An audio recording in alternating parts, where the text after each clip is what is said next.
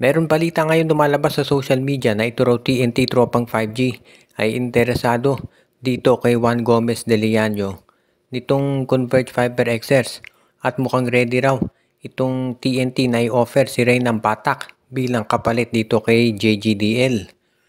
Alam natin na napakataas ng stock value nitong si Juan Gomez de Leano. Siyempre naman, halos triple-double ang ina-average nito.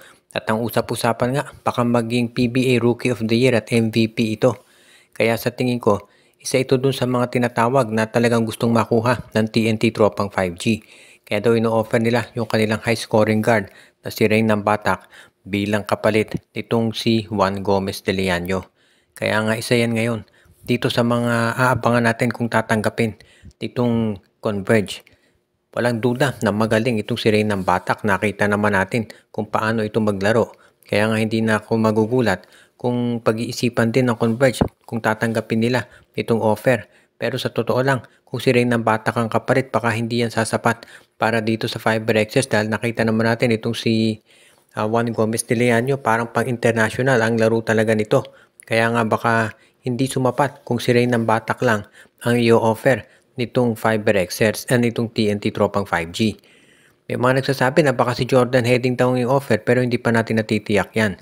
Ang maliwanag dito, yung pag-offer ng TNT dito kay Reynam Batak ay isang senyales na seryoso talaga sila na makuha itong si Juan Gomez de Leano mula dito sa Converge. Pero nandito na yan sa Fiber XRs at kay Coach Delta Pineda kung tatanggapin itong ino-offer ng kampo naman ni Coach Chot Reyes.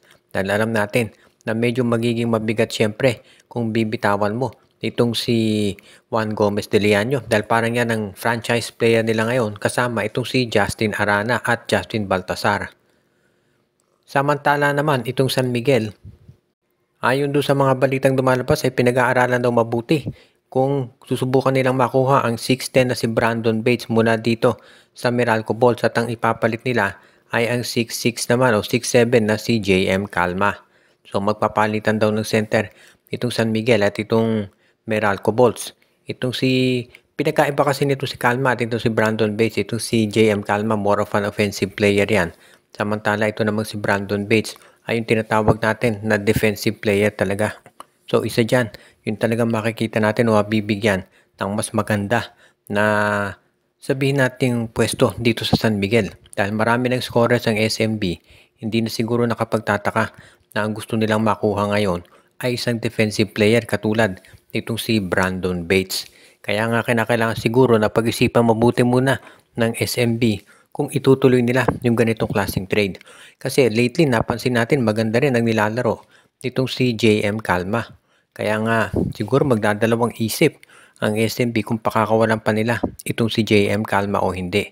Kaya ngayon ang sabihin nating pag-aaralang mabuti nitong SMB talaga dahil hindi naman magiging madali yung desisyon na yan lalo na alam natin na itong San Miguel ay kinakailangan talaga na maging mas maganda yung kanilang lalaruin. At syempre sila defending champion yung mga teams sabihin nga natin ay extra prepared at extra motivated kapag sila ang kaharap. Kung itong si Brandon Bates ang makukuha ng San Miguel, magkakaroon sila ng isa pang big man. 6'10 din yan, the Twin Towers kasama ni Junmar Fajardo. So isa yan siguro doon sa mga kinokonsidera ngayon ng San Miguel. Pero syempre kinakailangan din nilang pag-isipan. Ang bagay din kung mawawala itong si JM Calma. Dahil napapakinabangan naman yan talaga nitong si Coach Leo Austria. Lalo na lately sa mga laro niya. May good news naman tayo pagdating dito sa Barangay Ginebra at mukhang nalalapit na raw yung pagbabalik ditong si Isaac Go at makapaglalaro na. Alam nating matagal nang may mga spekulasyon dito kay Go kung kailan maglalaro at kung ite-trade na. Sa tingin ko kung totoo nga yung balita na ito'y malapit ng maglaro, hindi siguro muna yung ite-trade ng Barangay Ginebra. Aabangan muna o sabihin natin na titignan nila kung ano magiging laro nito si Go at kung maganda naman ay ipapakita niya ay syempre hindi yan ite-trade ng Barangay Ginebra. Pero kung sabihin natin hindi talaga siya bagay o hindi siya mag-fit dito sa triangle offense ni Coach Tim Cone, baka nga mapalitan na itong si Isaac Go at malipat na siya sa ibang team. Posibleng sa Titan Ultra o kaya naman ay dalhin siya dito sa Terra Firma Jeep. Or malay natin may mga independent teams na magka-interest dito kay Isaac Go or baka TNT.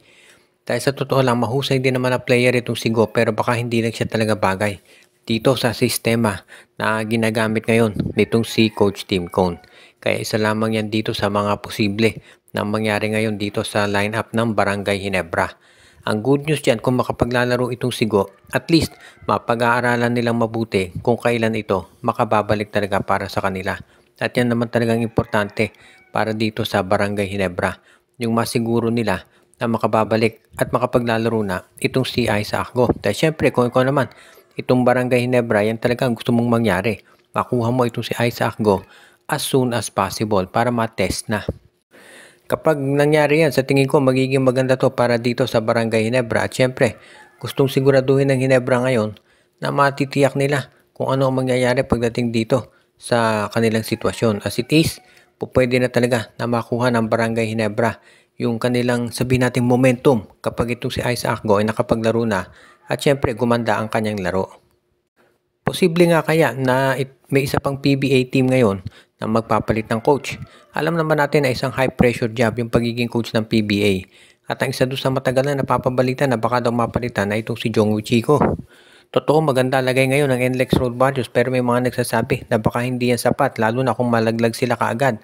Kasi mataas na ang sinasabi natin expectations ngayon dito sa NLEX na kinakailangan daw nila na at least umabot man lang ng finals o kaya semifinals.